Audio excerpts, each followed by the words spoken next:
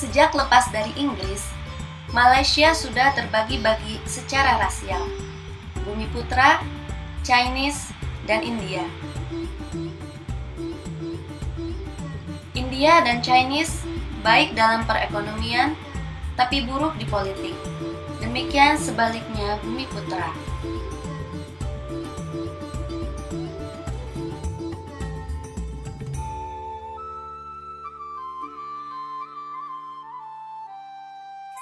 Walau ada koalisi di Barisan Nasional, namun sebenarnya Malaysia tetap terpecah.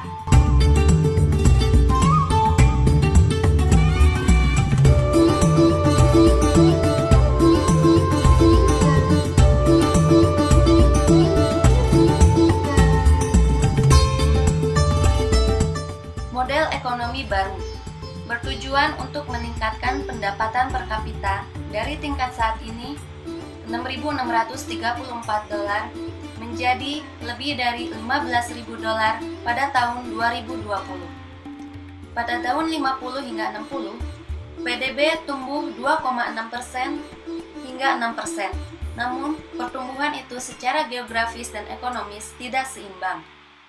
Walau pendapatan domestik bruto naik, namun banyak pengangguran dan ekonomi sehingga Malaysia merubah strategi menjadi pertumbuhan murni dan menjadi pertumbuhan seimbang. Pemerintahan merubah kebijakan menjadi industrialisasi orientasi ekspor.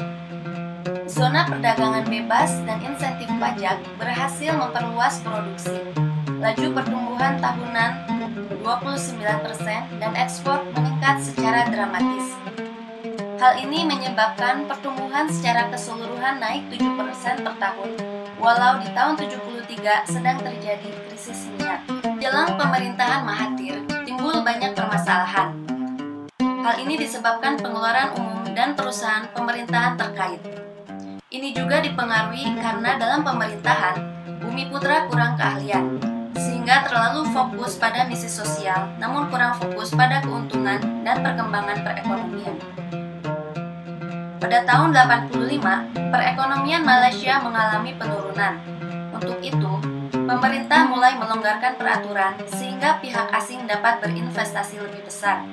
Bahkan ada perusahaan yang dimiliki 100% oleh pihak asing, sehingga pertumbuhan ekonomi dekade itu naik menjadi 6%. Visi Mahathir untuk tahun 2020. Ekonomi Malaysia sentris. Untuk mencapai itu, berarti GDP harus naik sekitar 6 hingga 7% setiap tahunnya selama 30 tahun. Namun justru kenyataannya, GDP bertumbuh rata-rata 9,6%. Krisis moneter dunia turut memberikan imbasnya kepada Malaysia. Nilai tukar ringgit Malaysia terhadap dolar turun. Walaupun dalam kesulitan keuangan, Malaysia tidak meminta bantuan kepada IMF. Desember 97 diumumkan pemotongan pengeluaran sebesar 18%. Mahathir juga memanggil Nur Muhammad Yaakob sebagai penasihat dan juga mendirikan National Economic Action Council untuk mengatur krisis Malaysia. Tujuannya adalah untuk menstabilkan ringgit Malaysia dan memulihkan keadaan pasar. Barisan Nasional Malaysia juga menerapkan regulasi-regulasi baru, yaitu ringgit Malaysia yang berada di luar Malaysia harus dipulangkan ke Malaysia, pelarangan peminjaman ringgit kepada non-Malaysia, 12 bulan waiting list, serta pelarangan warga negara untuk investasi di luar Malaysia. Dan dengan strategi ini, nilai tukar ringgit Malaysia berhasil turun ke 3,8 ringgit Malaysia per dolar Amerika.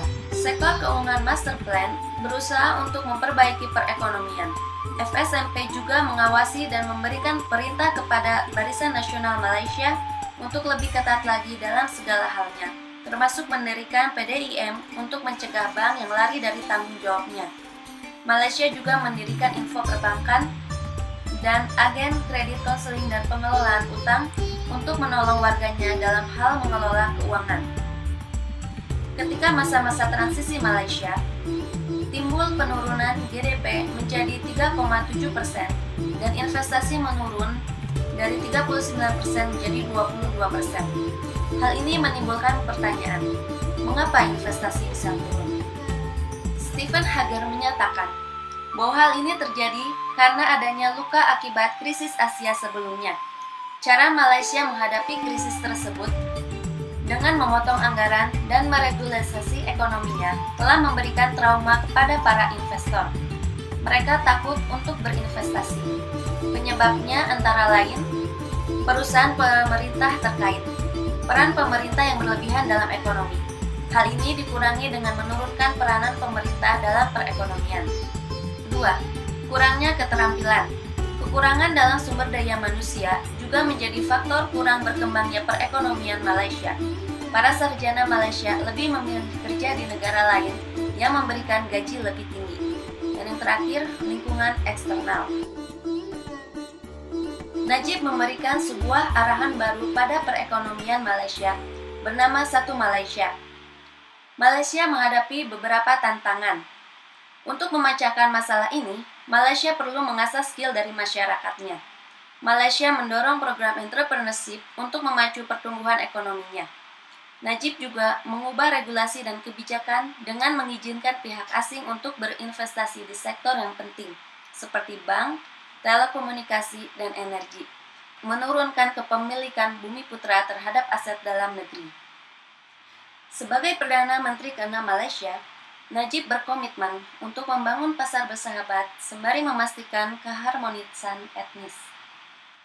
Satu Malaysia adalah kampanye humas yang diumumkan oleh Perdana Menteri Malaysia Najib Tun Razak pada 16 September 2008.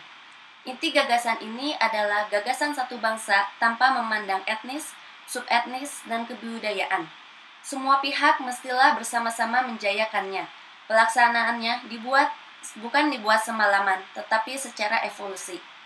Satu Malaysia adalah kesinambungan konsep dari dua kepemimpinan terdahulu dalam membawa Malaysia menjadi sebuah negara maju. Gagasan ini adalah ramuan dalam proses negara menuju wawasan 2020 dan menjadi sempurna, gemilang, dan terbilang seperti yang diperjuangkan Perdana Menteri keempat dan kelima, yaitu Mahathir Mohamad dan Abdullah Ahmad Badawi. Aspek utama adalah sikap saling menghormati dan bersikap menerima satu sama lain. Masyarakat majemuk di Malaysia perlu disatukan dalam Satu Malaysia.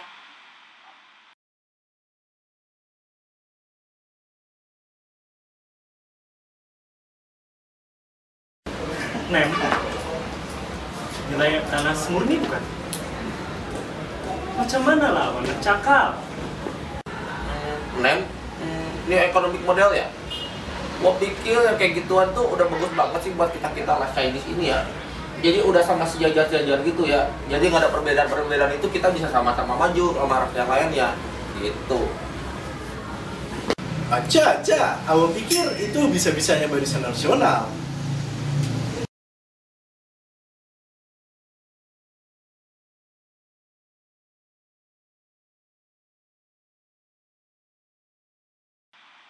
Model ekonomi baru diresmikan pada tanggal 30 Maret 2010 oleh Najib Tun Razak yang dimaksudkan untuk meningkatkan pendapatan per kapita di Malaysia pada tahun 2020. Model ekonomi baru ini menggeser tindakan berbasis etnis menuju berbasis kebutuhan sehingga menjadi lebih kompetitif, bersahabat terhadap pasar dan penanam modal. Tujuannya tiada lain untuk meningkatkan pendapatan per kapita dalam kurun waktu 10 tahun.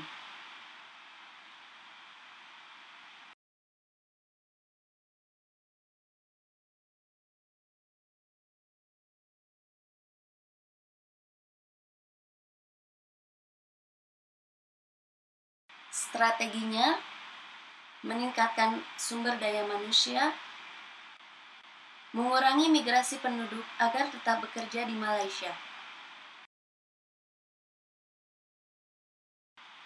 serta mendorong privatisasi atas BUMN yang tidak efisien.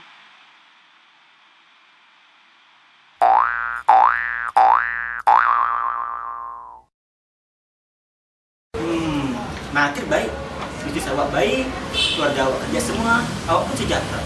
Hidup Bumi Putra. Ya Najib lah. Najib udah paling oke buat kita, buat kasih setara barang-barang semuanya. Satu Malaysia Najib, seronok niat. Malaysia boleh.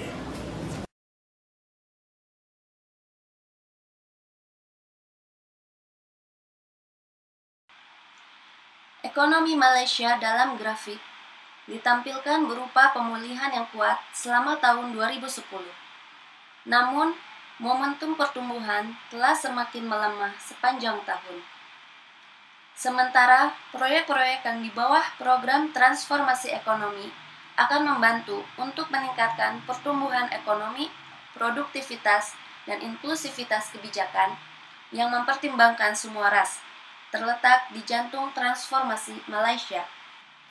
Grafik pertumbuhan pendapatan domestik bruto Malaysia tahun 2008 hingga 2010. Presentasi pertumbuhan PDB yang sesungguhnya dari kuartal ke kuartal disesuaikan secara musiman. Setelah melambung kuat, momentum pertumbuhan melambat dan kemudian kembali. Grafik presentasi pertumbuhan modal tetap bruto. Pemasukan investor asing ke Malaysia menurun di tahun-tahun terakhir, tidak seperti negara-negara tetangga. Dengan kondisi saat ini, di mana pertumbuhan PDB mempunyai kecenderungan yang menurun, maka kemungkinan pada tahun 2020, tujuan dari kebijakan model ekonomi baru dinilai tidak akan tercapai, karena strategi model ekonomi baru tersebut belum dapat direalisasikan dengan baik. NEM merupakan kompilasi dari usulan yang diajukan oleh National Economic Action Council dan diteruskan kepada pemerintah untuk dipertimbangkan, bukan merupakan kebijakan pemerintah. Tidak yakin bahwa kabinet serius tentang reformasi ekonomi. Adanya kekhawatiran bahwa NEM akan menderita nasib yang sama, baik sebagai master plan, pengetahuan berbasis ekonomi, dan rencana integritas nasional yang diluncurkan oleh Mahathir dan Badawi tahun 2004.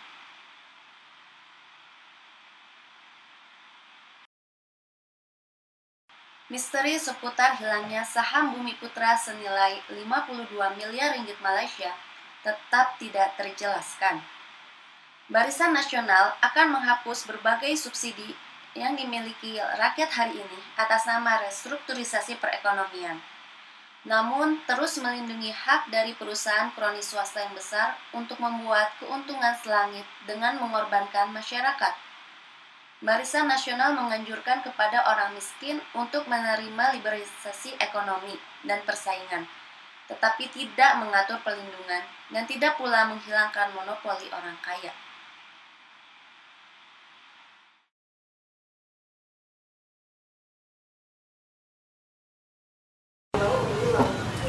Maaf saya bukan sindikat ini.